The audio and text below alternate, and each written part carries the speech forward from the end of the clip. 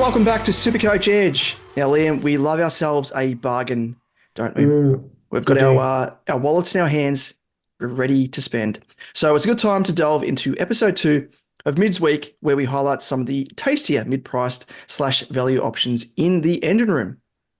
Yes, and as our old friend Franco would say, Grand style, grand style, grand style. because that's what we got here. We got some mid-prices, some value 100%. options, some modern Missino. So I was waiting for that. I was about to jump in. You beat me to it. Very good. I have the pleasure to present to you Il Modernissimo. Bedroom suites, dining room, and wonderful lounge. But they're not followed out. I promise. They're legit. They are legit. They're legit. You pay for what you get. Top quality. Yeah. Well, you pay Top for what you quality, get, if and you maybe a bit more as well, depending on if they're hollowed out. We'll see. Yep. But before we kick off, we'll just run through the socials, and where you can find us on YouTube. Search SuperCoach Edge, and please subscribe so you are notified when our content does drop from week to week and midweek as well when we do these pre-season episodes. On Twitter, you'll find us at supercoach_edge, Damon at DamoJ88, myself at Liam Evans _95, and on Facebook, Instagram, and TikTok. If you search Supercoach Edge, that's where we'll be. That's it, Liam. And let us wander through the grandiose doors of Franco's fine establishment and find ourselves a bargain, shall we? Let's do it. Megalo.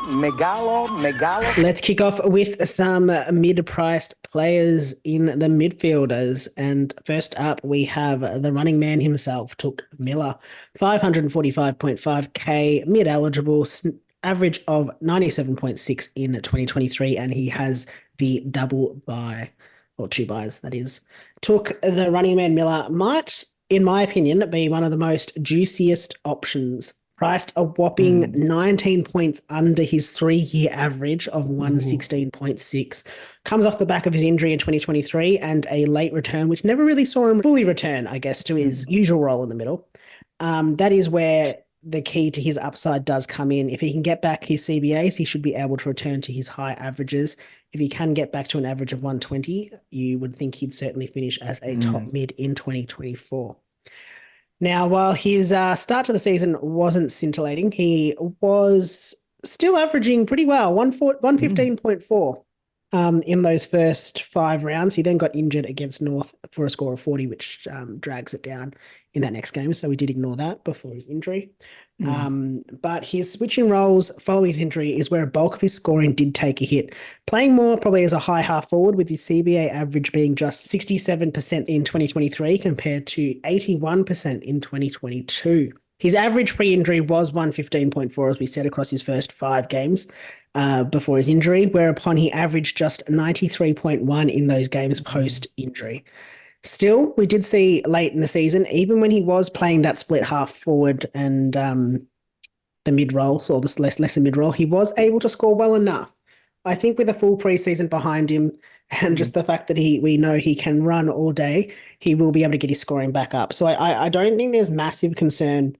Like, he was still able to score 101, 81, 106, 82, 104, 86. He went 180, 180 across those rounds. So I don't think it's the end of the world if he does sort of get less CBAs, but if he can get some more and then play in that half forward role, I don't think it'll be the end of the world. Of course, his overall average really doesn't tell the true tale, as it includes his injury affected score of 40.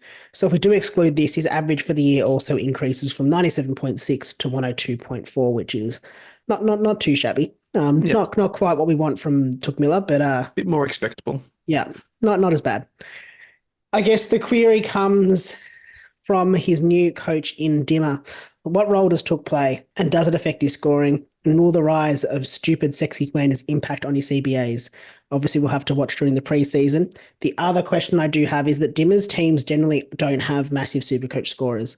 Dusty's probably the only exception, and even then probably never was as big as what he could have been. Like, there's no other midfielders that I can think stand out. No. Like Hopper and Taranto last year played well, but wouldn't say they were the upper echelon. So that's one thing as well. That probably also could affect Flanders potentially as well, something just to watch. But I think if we see him in the preseason, we'll get a better idea there. In terms of verdict, I think he's almost a lock. He's in my side because I'd never imagined I could get a guy in my side who can average 120 like Took Miller for sub 550k. I think if it wasn't for a new coach, if it was still old mate Stewie Dew up there, he'd be a lock and load. But just watch what plans Dimmer has for Took before locking him in. Yep. No, I agree with all that. And sorry, just having a quick look at my team, which of course is a bit of a fluctuating piece here, as it is with most people. But Miller is only roughly 55k more expensive than Matt Crouch, and he's cheaper than Sammy Walsh.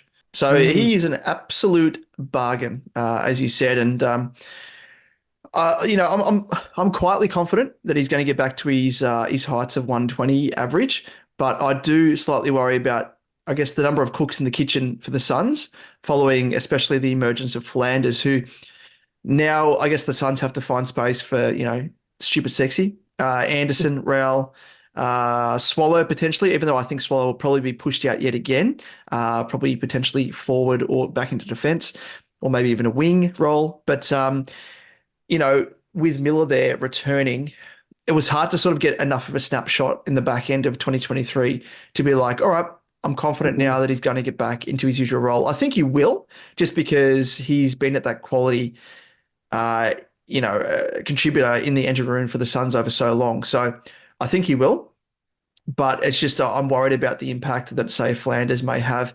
And then, last year was the rise of Anderson as well, probably even more so. So it just comes down to the slice of pie. Is there enough of a slice of pie to go around?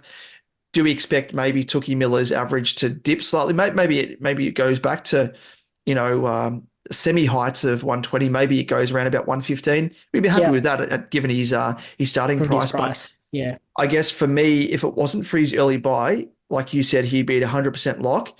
But I'm just unsure at this stage if I'll start him or look to bring him in at a later stage. But trouble is, you do miss out on that starting price, that juicy starting price, if you don't start with him. So he's going to be one to watch eagerly as to how Dimmer Hardwick uses him and really assess from there. Yep, agreed. So I'll watch on him, but another guy who we are eager to watch over the preseason, it's someone who we're both familiar with, but more so you in 2023, Liam. I'm not eager to watch. You brought him in. You had him twice. You owned him twice, didn't you? This bloke. I think you started with him. Did I traded him out? Remember, he broke his collarbone. We're giving away who it is now. He broke his collarbone early season. Maybe I did. I can't remember if I started with him though. I think I did. I think you did. I think we both did. I started with him, remember that, and traded him out. But this man is Jack Steele. No, it's 529. Does it strike into your heart just hearing the name? Yeah, never Jack again. Steele? Never again. He's one of our favourites, Lee. He's one of our favourites. Never again, Liz. He slid down the list. He's on 100% never again list. Are you definitively saying this? No, okay, he's not 5. Yeah, exactly. He is the very... Look, I'll give him... His headshots on the front of the never again list, by the way, 5. Oh, yeah, he's dedicated to him in the book. He is still, I would say, he's probably on like Butters level, where like he's just not on the radar right now because he's burnt me too many times. Fool me once, shame on you. If fool me, we can't get fooled again. As George W. was famously said. So Jack Steele, his average in 2023 was 94.8. Only has the one buy, thankfully. So that's at least a tick, Liam. So there we go. We'll start with a tick. Don't care. And we'll just we'll give a took the tick. I'd rather have a player that had a buy every round. I'd rather pick a player that's not going to play than Steele right now. You watch Steele start the season in a blaze of glory, and you're going to be... I could also have him in my side because I do think he's value. Yeah, exactly right. 529.5k. Yes. So let me just roll through some stats for you, Len, because it may solidify, or it may sway you, maybe potentially, which I don't think is going to happen, but we'll see. So he did finish 2023 with an average of sub 100. with a 94.8, but STEELE appears as a value option when you consider, Liam, that in 2022 he averaged 109.8, and in 2021 he averaged 126, a whopping 126. Come on, you like the sound of that. But when we delve deeper, Liam, into his 2023 numbers, does he become someone you want to pick in your side? That is the question. And I know outright you're saying no, but he had a year with high variability in his scoring, something that we aren't used to with STEELE, with a range of over 108 points, with a top score of 160 and a low score of just 52. And in years gone by, we've been able to see STEELE with a decent floor, supported by his high tackle numbers, as you know. When we look at his average tackles in 2023 versus 2022 versus 2021, they've regressed from 8.41 to 7.17 to 7.14 most recently in 2023. But we can also see that his disposals have also decreased, affecting his scoring over that period from an average of 29.18 in 2021 to just 23.76 in 2023. And still sustained his, his fair share again of injuries, with a second broken collarbone in as many seasons that disrupted his early season form. So there are excuses here, Liam. And there were ongoing questions over his fitness in 2023 when he returned, with STEELE looking like the walking wounded. But of course, Ross the boss, you can't read too much into what he says.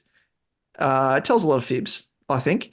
And he kind of just said, no, he's fine. He's fine. Despite the fact that he could have been missing a limb. And I reckon Ross the boss would have been like, no, he's all good. It's a flesh wound. Don't worry, he's all good.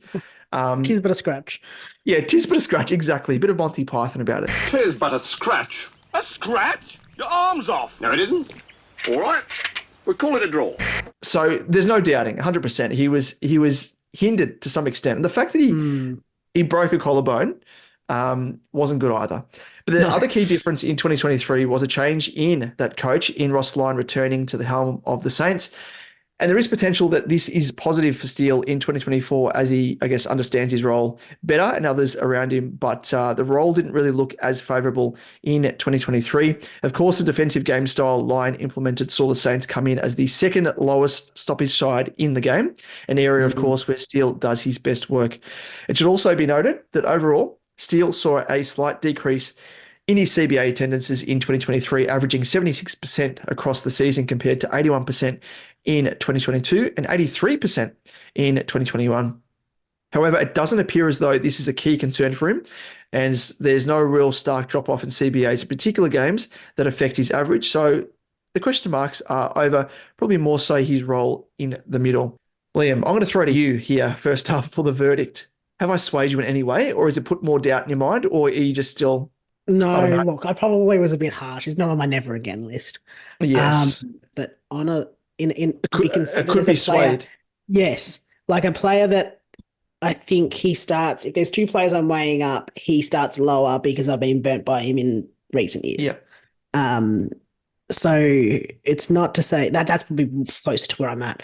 I want to say I jumped on him early. I jumped on him in 2020 early, and it helped me. Yes, you were one of the first, really well. I remember. So I will say I am a big fan of Jack Steele. I do like him, but I think I'm just concerned. We're seeing regression in his averages year on year. 2021, 126, 2022, 109, then sub 100 this year at 94.8. That's a concern for me. At this stage, I don't know. He just didn't look good last year, and owning him hurt. Hopefully it was just sort of injury, related, and he bounces back. But look, I think I'd have to see him really put up good numbers in the preseason for me to look at him again at this stage. Probably rather pick him up a bit later and maybe even at a higher price, just so I do feel a bit more like I know he's going to be a sustainable high scorer. Like, I'm willing to forgo his value to be a bit more sure, because I'm just worried about him. Yeah, and on that point as well, I mean, if you're comparing it to a Tookie Miller, where, like I mentioned in my sort of verdict with Took, that if I don't start with him, I'm going to be foregoing that value. I would be more worried about losing the starting value on Tookie Miller as opposed to STEELE, just because Took has that history behind him. And has been more reliable, I think, in recent seasons, Yeah. apart from that knee injury that hindered him and that role change ever so slightly. Whereas with Steele, I think it's probably more compounded by, obviously he's been hindered with the injuries as well, but more consistently. And also I think Ross Lyon could potentially have an impact on him just with I guess the low number of stoppages for the Saints kind of puts a bit of a dent in him, means that he has to kind of do more work around the ground. And the one thing with stoppages as well is obviously the ball in tight. That's kind of where Steele does a lot of his tackling work as well. And then contested work as well that goes on with it. So I think there is some sort of impact. If you do follow, and if you don't, you probably should, on Twitter or X, Jaden Popowski. Hopefully I've pronounced his surname correctly. Hopefully we're going to be having a chat to him at a later stage in one of the upcoming episodes, because he's an absolute fountain of knowledge with all things stats. But he actually did a bit of a breakdown of Steele and his performance over 2023. And he said despite, I guess, the low number of stoppages, he does think that whilst it has a little bit of an impact, it's probably more so due to form, which probably makes a lot of sense with regards to, not working at full fitness. Similar to, I guess, speaking in the same vein as, Sammy Walsh that we spoke about in the previous episode, potentially hindered more so by injury as opposed to anything else, and just hasn't been playing at full flight. So, we know that what he can produce, as we mentioned back in, 2021, when he was averaging 126. So I don't think he's going to get back to those heights this year. But for that price, if he can get back to his 2022 average of 110, I think he'd be a nice little bargain. But again, as you mentioned, I'd be happy to sit on my hands, wait to see how he performs, and then from there we'll assess if he's at a higher price point. That's no stress. That's fair enough. I'll give it. That's where I'm at. I think, especially when you talk about that comparison with Touk Miller, I agree. I'd rather Touk Miller's value, despite the fact that he is 20-ish K more expensive than Jack Steele. But like, I look back, 2021, Steele was top 2 mid, both on points and average. Was actually the second highest player, I think, overall in 2021. 2022, he got injured. He had injury issues, so he didn't play a full year. So total points we can't look at. But if we look at him in 2022 as based off his average, he is down in 15th spot for mids. So like, he's not out of the way, but I mean, obviously total points is an issue, but he's not that far down, but he's not in that upper echelon. And likewise, Touk Miller in that time is the 4th mid in 2022. 2021, he's the third mid, third best player as well. 2020, I don't know I can't remember when he broke out, but I don't think he was in 2020. So yeah, Steele was 3rd in 2020 as well. So I mean, you got to consider that. I think in recent years, Steele hasn't been up there in average compared to a Touk Miller who has been. Last year was really the only anomaly where he hasn't been up there, and it really comes down to his injury. Yep. No, so yeah, I think the value play to me, Touk Miller's better than Steele, and I'd rather see Steele. Rather see Steele over a few weeks and then get him in. Yep, bit of exposed form. Yeah. I agree.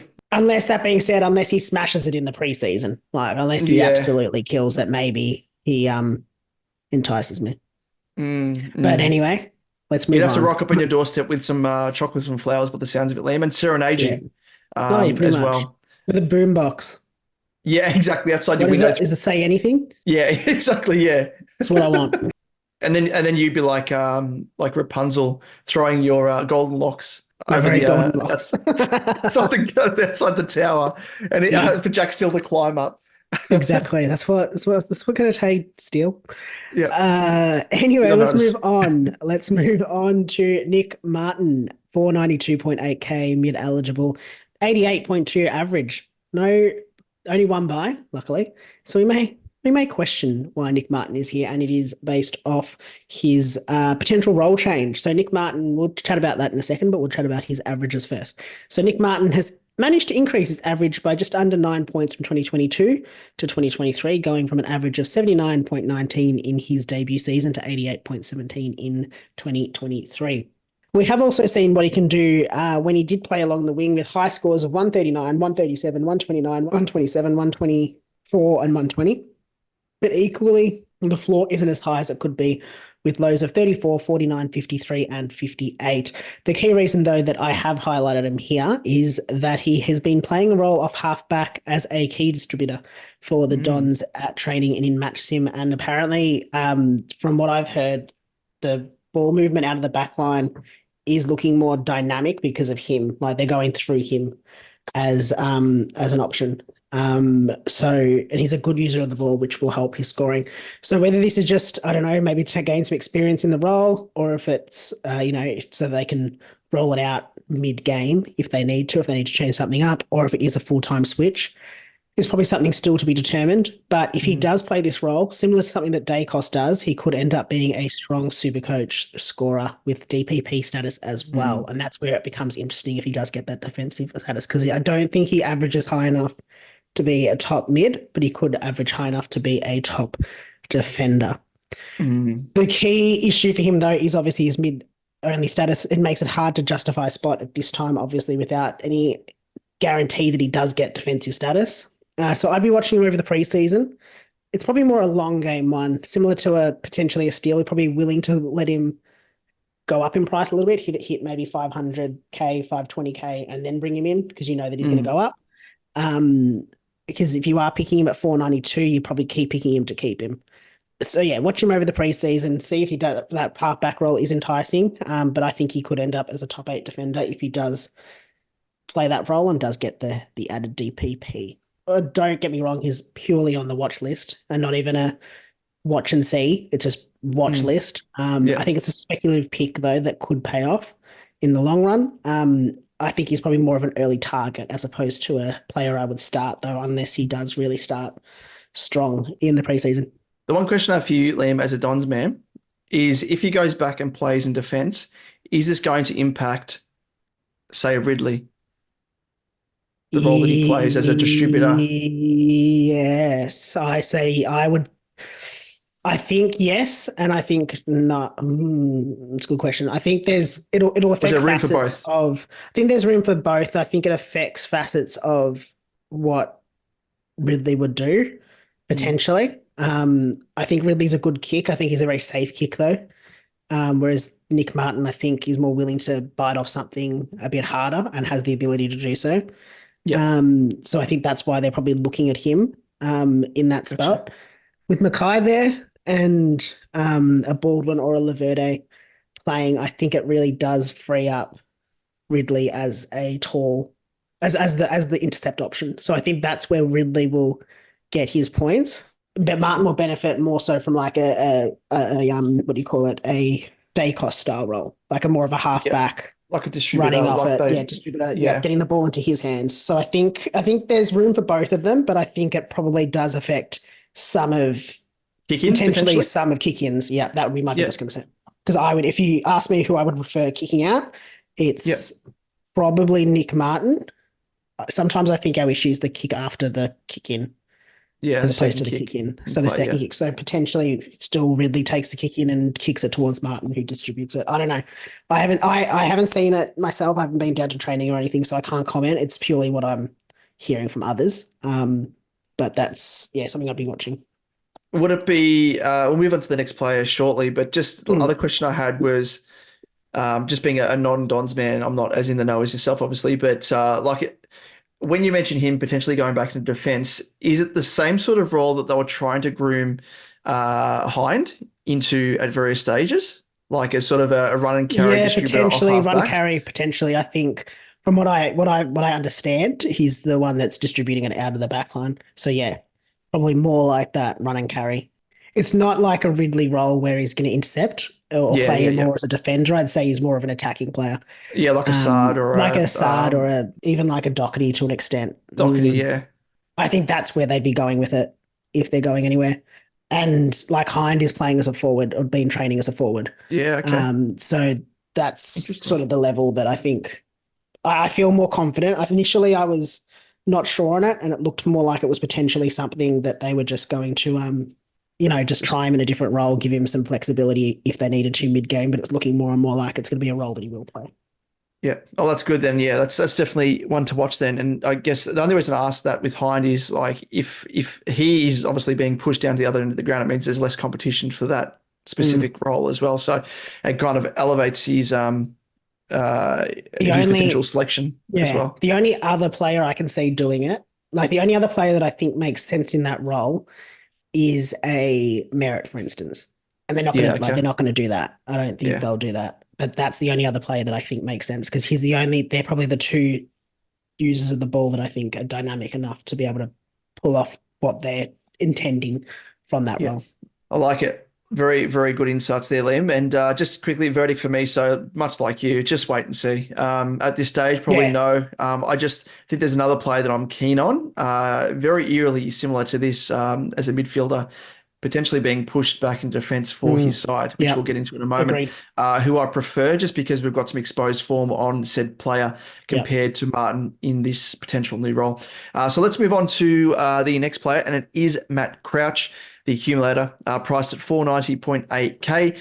And his average in 2023 was a 97.6, only has the one bye, so that's a tick for him. But just with Crouch, when he returned to the senior side at the end of 2023, of course, has been out of favour for some time. But when he did return, he went absolutely bananas with scores of 86, 144, 112, 122, and 86 and 98, showing that he can score well when given the opportunity, much like he did of, I guess, yesteryear. When also he came back and we saw that he took a big share of the CBAs with 84%, 75%, 62%, 72%, 64%, and 73% in the run home. Most promisingly, in terms of competition, Ben Keys, who was getting regular CBAs without Crouch in the team, was the one to shift out once Crouch returned, paving the way to suggest that the Crows prefer him in the middle over Keys, who himself proved just as impactful up forward. We've also seen that Crouch can be a strong SuperCoach scorer with averages historically of 110 plus in 2 seasons in 2020 and 2017. So the question is, can he return to that form? And if so, his starting price would make him an absolute bargain. The key query is over whether he is considered to be best 22, of course, for the Crows in season 2024. He signed an extension, of course, to stay despite there being interest from other clubs. So surely, Liam, they see him fitting into their best team. But who knows? Watch his preseason, of course, to see whether he holds his spot. But if he does, he could be a value pick if he can get back to his old average of 110 plus. Just quickly for verdict for me, I do like what I see here, but on exposed form and the fact that he's re-signed at the Crows and there was whispers that he was going to go. They're like, he's just not getting an opportunity. So surely they sat down with him and said, you know what? You've got a role on our side. We see you as best 22.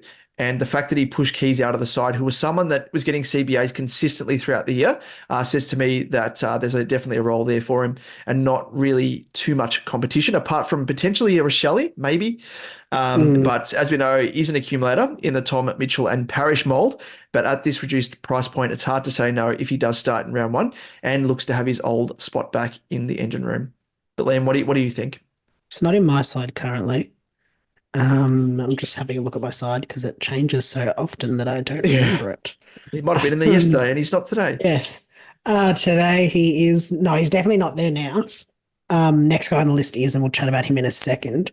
But the thing that I think you have to consider with Crouch is, do you think he's a top 10 mid? Because he makes 150k, he's sitting at 640k. And you're probably not trading him out.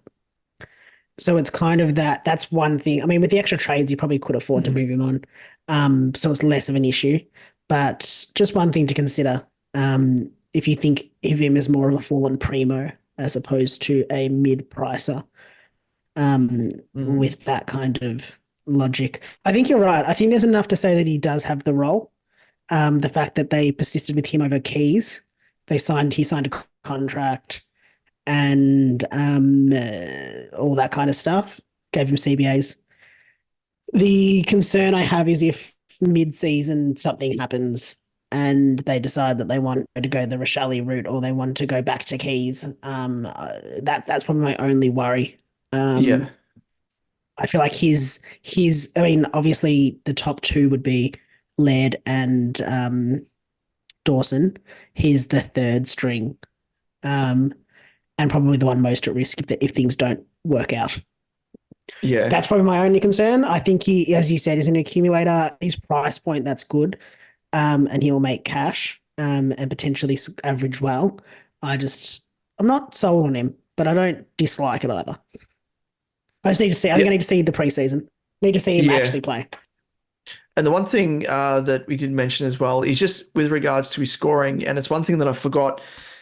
I kind of pushed out of my mind as to why I historically haven't liked him as an option for SuperCoach is because his kick to handball ratio is just way skewed towards handballs. He handballs like crazy. His kick to handball ratio, like Tom Mitchell and not so much Parrish, but Tom Mitchell 100%. Kick to handball ratio was 0.4, 0.6, 0.6, 0.7. This is across the past 4 seasons. So he actually hasn't had a positive kick to handball ratio in favor of more kicks than handballs. So I guess it kind of validates those games where he can rack up the pill and yet struggles to score at that mega, 120 plus type score is because, he's handballing more often than not. And it probably questions over his kicking efficiency, which is pretty ordinary at times. That's probably part of the reason why he prefers to handball. But just looking at his historical averages as well, like when he averaged 110.7 back in 2020, played 16 games, 11 of those games were 100 plus scores, which wasn't too bad, but only 5 of the games was 120 plus. Comparing to someone who's a quality like a Bontempelli, for example, or a track. Bont last year got 15 120 plus scores. Bontempelli. That's probably an anomaly, though. We need to probably look at someone. Yeah, probably Petrarca. I'll have a look at him. Just pulling out some of the names there. 11 120 plus scores. So those you want to get guys in your team that are consistent scorers, but also push the envelope and get those 120 plus scores, those big scores that you can potentially use as VC options, and give you a bit of a leg up over other teams that may not have thought about putting the VC on a player like Crouch if you had the ability to push 120 plus scores consistently, which I think is a big query on him for me. So I guess it's that security, even though, yes, Matt Crouch has a high floor, the high ceiling is kind of lacking at times. And I mean, still at that price point that Crouch is, he does present value, but probably not keeper territory. Like you said, that's my issue. It's my only issue. I think with the extra trades, it's less of an issue. You can at least, once he makes a bit of coin, sideways him to someone who has a genuine ceiling. And that's a genuine primo. But it's a hard thing. You don't necessarily want to factor that in. Like you don't want to have that as your plan, and then all of a sudden, you've got 14 unravels, 14 injuries, and you don't have the ability to do that. So it's hard. But I agree. I'd be watching him over the preseason before I pick him. I think there's value there. I don't mind the pick, but there's other options. And talking about other options, this guy is in my side currently. It is Carl Amon at 483.3k, mid-eligible, 86.5 was his 2023 average, and he only has the one bye for the Hawks. And Amon's average of 86.5 and his price tag of 480 plus k may make him a bit of a strange choice, especially when you consider his 3-year average is just 90.8. So nothing really to write home about there. But when Amon becomes interesting, but ignore everything I say before the but. Where Amon becomes interesting is his potential move to the back line as a distributor, similar to a Martin, like we've been talking about. He played a behind the ball role to end 2023, leaving him with an average of 106.7, with scores of 96, 113, 103, 133, 119, and 76. With a move to defense and a small sample size average of 106.7, he could end up being a very valuable pick, priced almost 20 points under that average when he did move back. He could also pick up defensive eligibility. He would also, if he plays there.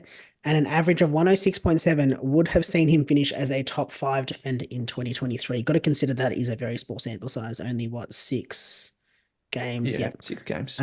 So we're really extrapolating here, but just something to consider. Amon would also be taking on that role that Blake Hardwick played because he's now being moved forward. Yes. That leaves kick-ins as well to be had in the Hawks backline. Hardwick, I think, was the Hawks' #1 kick-in taker in 2023, which would also help aim on scoring and give him a nice little juicy base for his scores if he could get those kick-ins. So watch that. I do think he's awkwardly priced though, in terms of, so this is my verdict now, 483k. It's not the end of the world. It's not too hard to get him up to someone that's good. It's probably just the fact that he's a midfielder that hurts you at that 483.3k price point. I mean, you can get him up to a Matt Crouch if Matt Crouch goes well, or a Nick Martin. But that's probably my biggest issue. I do like him though, and he's in my side. I'll be watching his preseason very, very closely, but I do like the boldness of the move, which I don't think is actually that bold anymore because I think everyone's jumped on him. Ownership, no, he's still 2%. Oh, really? I just got really excited then and punched my microphone, so apologies to anyone's ears. But yeah, only 2%, which no doubt will rise. I think once, word comes through from scratch matches and preseason and stuff, you'll start to rise. But anyone going back to that distributor role, as we know, could be absolute gold. So hence the reason why we highlighted Nick Martin and Carl Amon. The fact that he's got exposed form in that very role that he's moving back into permanently is the big difference, and part of the reason why we've both got him, because there's enough of a sample size there for him to show that he can score very, very well. So for me, verdict is yes, he's 100% in my team at the moment. Probably will stay there. And I just think in terms of when you're structuring your team, and that's something that we'll no doubt chat about a bit more in depth at a later stage, but I think you kind of need to be prepared to take a gamble on, one or two players. And having seen a sample, like I said, of what Amon can produce in that halfback role really does fill me with a bit more confidence in the selection. And it makes it not just a risk or a gamble, but it comes into being a calculated risk instead of just being an outright blind gamble. So I do like that, and hence the reason why stats and numbers do help us with a little bit more confidence. So I am very keen on old Carl. Yep, agreed. Well, I don't mind it. Let's move on to the next guy, which I think rounds out our episode, and it is Angus Sheldrick, coming in priced at 301.8k as a pure mid. And his average for 2023 was 60 on the dot. Does unfortunately have the 2 buys because Sydney plays in round 0. Of course, as I mentioned, that average of 60 is affected, however, by 2 games in which he was subbed off and on in the match in round 7 and 10 with scores of 9 and 11. So if we take these out, he comes out with a true average of 80 with scores ranging from 53 to 102, including 3 scores of 90 plus from those 5 games.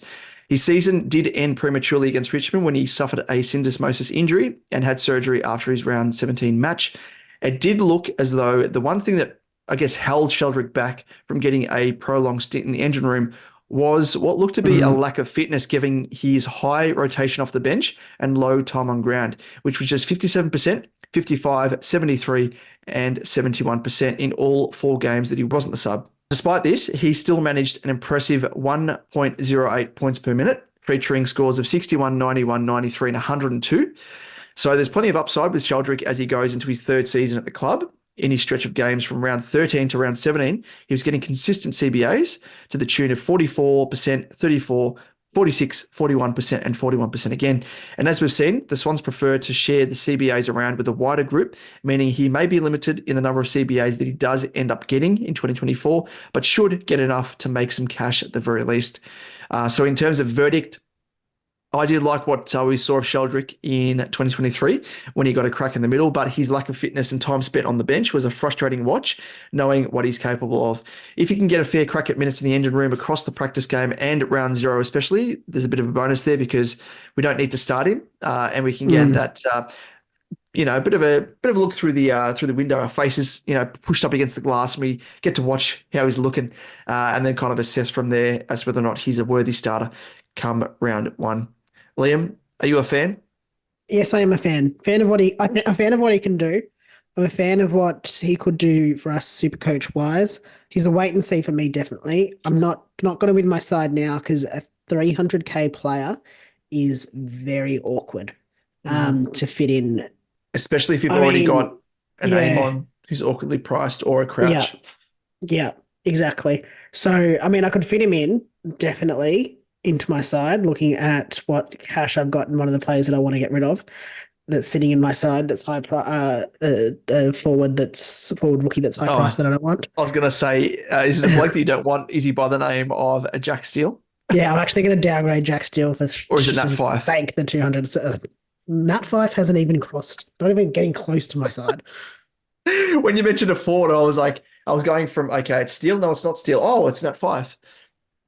No. I'm not joking when I say Fife is on my never again list. Like he's 100% me as well. I've actually hacked into his SuperCoach and just removed him as an option from my Just so you don't see his name. Yeah, exactly. There's so many times when I've scrolled down the list and I've seen his name pop up, and I've literally done like the 2-finger scroll of like frustration, like get off my screen. That's kind of my relationship now with Nat Fife. Having sworn myself off him last year, of course, and then started with him like an absolute dick. And I blame Bevo 100% because McLean didn't get selected. And then, look at this. Yeah. I've got a spare spot. Look at this. I've got some extra cash. Idiot. But anyway. So Sheldrick, yes, I don't mind it. If he was 50K cheaper, I would have no question. I'd probably even start him.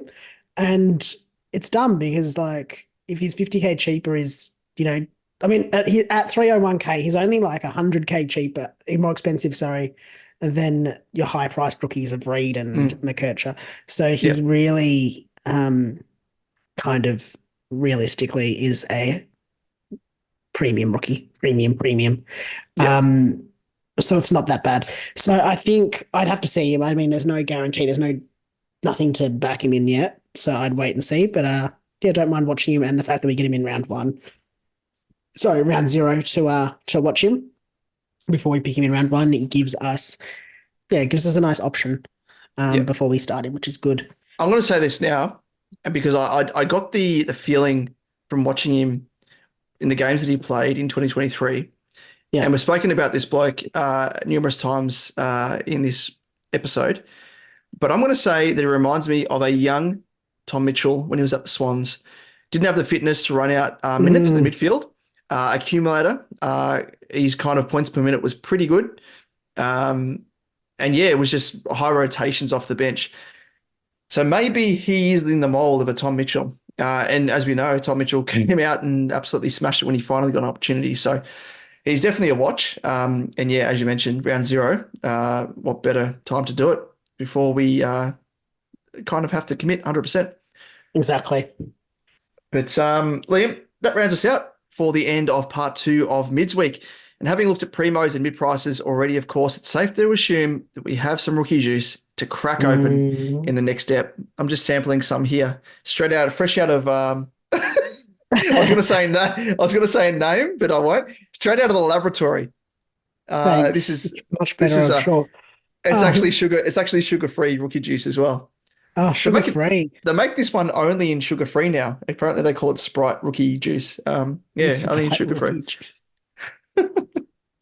Oh yes, crack open some rookie juice because we're going to take a look at some. I can't even go. I don't even know where to go from here now. Bloody hell. My webcam's gone all fuzzy, Liam. I don't know if it's happening on your end, but I have gone complete fuzz, and I think it's a side effect from drinking this juice. It is very experimental. Blurry. It's just gone blurry. Yeah, it's gone very blurry, and it's experimental. And I'm feeling a little bit drunk, I think. So I don't know what they put in this rookie juice, but we're going to get out of this episode. Let's get out of this episode. Yep. So Liam, if anyone wants to jump down into our DMs, whether it be Jack Steele, not a Nat Fife, where can they do so? They can do so on Twitter at @supercoach_edge, at JamoJ88, myself at Liam Evans _95, Facebook, Instagram, and TikTok. You'll find us there. This is a no Nat Fives club as well, just by the way. Yep. 100%. And I'm getting fuzzier by the minute, so we should end it here. I'm going to be 1 pixel soon. So until next time, thanks so much for tuning in, and we'll catch you in the next step. So we'll catch you then. See you guys.